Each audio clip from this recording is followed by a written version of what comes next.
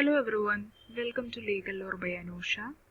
ഇന്നത്തെ വീഡിയോയിൽ നമ്മൾ നോക്കാൻ പോകുന്നത് CCH Canadian limited versus law society of upper Canada എന്ന് പറഞ്ഞിട്ടുള്ള കോപ്പിറൈറ്റ് ലോയിൽ ഒരു ഇമ്പോർട്ടൻറ്റ് കേസ് ലോ ആണ്. സോ ഈ കേസിൻ്റെ ഫാക്റ്റ് എന്ന് പറയുന്നത് law society of upper Canada അവർക്കൊരു റിസർച്ച് ലൈബ്രറി ഉണ്ടായിരുന്നു. അവിടെ നമുക്ക് തന്നെ പോയി ഫോട്ടോ കോപ്പി എടുക്കാനുള്ള സൗകര്യം അവരൊരുക്കിയിട്ടുണ്ട്.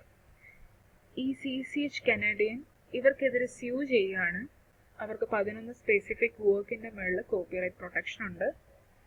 ഈ വർക്കൊക്കെ തന്നെ ഈ ലോ സൊസൈറ്റി ഇൻഫ്ലുവൻസ് ചെയ്തു അവരുടെ ഈ ഫോട്ടോ കോപ്പി സർവീസിലൂടെ. ഇതാർക്കും ഫോട്ടോ കോപ്പി എടുക്കാനുള്ള ഒരു അവസരം ഉണ്ടാക്കി കൊടുത്തു, അതിൽ ഇവർക്ക് ഇൻഫ്രിഞ്ച്മെൻ്റ് ഉണ്ടായിട്ടുണ്ട് എന്ന് പറഞ്ഞിട്ടാണ് കേസ് കൊടുക്കുന്നത്. അപ്പോൾ ഇതിൽ ഇവർ ഡിനൈ ചെയ്യുന്നുണ്ട്, എന്നിട്ട് കൗണ്ടർ ക്ലെയിം ഫയൽ ചെയ്യുന്നുണ്ട്. അവർ പറയുന്നത് ഇവിടെ ഇൻഫ്രിഞ്ച്മെൻ്റ് ഒന്നും തന്നെ ഉണ്ടായിട്ടില്ല. റിപ്പോർട്ടഡ് ഡിസിഷൻ്റെയും കേസ് സമ്മറിയുടെയും സ്റ്റാറ്റ്യൂട്ടിൻ്റെയും ഒക്കെ തന്നെ ഒരു സിംഗിൾ കോപ്പി എടുക്കുന്നതിൽ ഇൻഫ്രിഞ്ച്മെൻ്റ് ഒന്നും തന്നെ ഇല്ല എന്നാണ് പറയുന്നത്. സോ ഈ കേസിൻ്റെ ഇഷ്യൂ വരുന്നത് എങ്ങനെയാണെന്ന് പറഞ്ഞു കഴിഞ്ഞാൽ, ഈ പബ്ലിഷേഴ്സിൻ്റെ വർക്ക് എന്ന് പറയുന്നത് ഒറിജിനൽ വർക്ക് ആണോ, അതുപോലെ തന്നെ ലൈബ്രറിക്ക് അതോറിറ്റി ഉണ്ടോ, ഈ self service photo copy service കൊടുക്കാൻ വേണ്ടിയിട്ടുള്ള അതോറിറ്റി ഉണ്ടോ, അതുപോലെ തന്നെ ഈ ഫോട്ടോ കോപ്പി ഫെയർ ഡീലിങ്ങിൻ്റെ അകത്ത് വരുന്നതാണോ എന്നൊക്കെയാണ് ഇതിൻ്റെ ഇഷ്യൂസ് ചർച്ച ചെയ്യപ്പെട്ടത്. ഫെയർ ഡീലിംഗ് എന്ന് പറയുന്നത് സെക്ഷൻ 29 ഓഫ് കോപ്പിറൈറ്റ് ആക്ടിൻ്റെ അകത്ത് വരുന്നതാണ്. സോ ഇതിൻ്റെ അനലൈസിസ് എന്ന് പറയുമ്പോൾ ആദ്യം തന്നെ പബ്ലിഷേഴ്സിൻ്റെ വർക്ക് ഒറിജിനൽ ആണ് എന്നാണ് കോടതി പറഞ്ഞത്.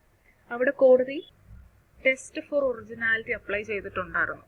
അതിൽ കോടതി പറഞ്ഞിട്ടുള്ള കാര്യം എന്തൊക്കെയാണെന്ന് പറഞ്ഞു കഴിഞ്ഞാൽ, ഒന്ന്, ഈ ഐഡിയ എക്സ്പ്രസ് ചെയ്യുന്ന രീതിയിൽ സ്കിൽസും ജഡ്ജ്മെൻറ്റും ഒക്കെ ഉണ്ടായിട്ടുണ്ട്, അതുകൊണ്ട് തന്നെ അത് ഒറിജിനലാണ്. പിന്നെ പറയുന്നത് ഇവിടെ ഇതിൻ്റെ ക്യാരക്ടർ എന്ന് പറയുന്നത് ഒരിക്കലും ട്രിവിയൽ ആവരുത്, അതായത് ഒരു നിസ്സാരമായിട്ടുള്ള ഒരു കാര്യം ആവരുത് എന്നാണ് സെക്കൻഡ് പറഞ്ഞത്. പിന്നെ പറയുന്നത് എന്താണെന്ന് പറഞ്ഞു കഴിഞ്ഞാൽ, ഒരു ഒറിജിനൽ വർക്ക് ആവണമെങ്കിൽ അവിടെ ഒരു ക്രിയേറ്റിവിറ്റി വേണമെന്നില്ല. അതായത് ഞാനൊരു വർക്ക് എൻ്റെ സ്വന്തം എക്സ്പ്രഷൻ ഉപയോഗിച്ച് ഞാനൊരു വർക്ക് ഉണ്ടാക്കുകയാണെങ്കിൽ അതിൽ ക്രിയേറ്റിവിറ്റി ഒന്നും വേണമെന്നില്ല, പക്ഷെ അത് ഒറിജിനൽ ആയിരിക്കും, അതെൻ്റെ ഒറിജിനൽ വർക്കാണ്. ഈ 3 കാര്യങ്ങളാണ് ഒറിജിനാലിറ്റിയുമായിട്ട് ബന്ധപ്പെട്ട് കോടതി അനലൈസ് ചെയ്തിട്ടുള്ള കാര്യം. ഈ കേസിൽ ഒരു എവിഡൻസും ഇവർക്കെതിരായിട്ട് കൊണ്ടുവരാൻ വേണ്ടിയിട്ട് ഈ CCH കനഡയ്ക്ക് സാധിച്ചിട്ടില്ല. അടുത്തതായിട്ട് കോടതി നോക്കിയത് ഫെയർ ഡീലിങ്ങിൻ്റെ കാര്യമാണ്. അവിടെ കോടതി പറഞ്ഞത് ഈ ഫെയർ ഡീലിംഗ് എന്ന് പറയുന്നത് റിസർച്ച് അല്ലെങ്കിൽ പ്രൈവറ്റ് സ്റ്റഡിക്ക് വേണ്ടിയിട്ടുള്ളതായിരിക്കണം, അതുപോലെ തന്നെ ഇത് ഫെയർ ആയിട്ടായിരിക്കണം ചെയ്തിട്ടുണ്ടാവേണ്ടത് എന്നാണ്. ഇതാണ് ആദ്യമായിട്ട് കോടതി നോക്കിയിട്ടുള്ള കാര്യം.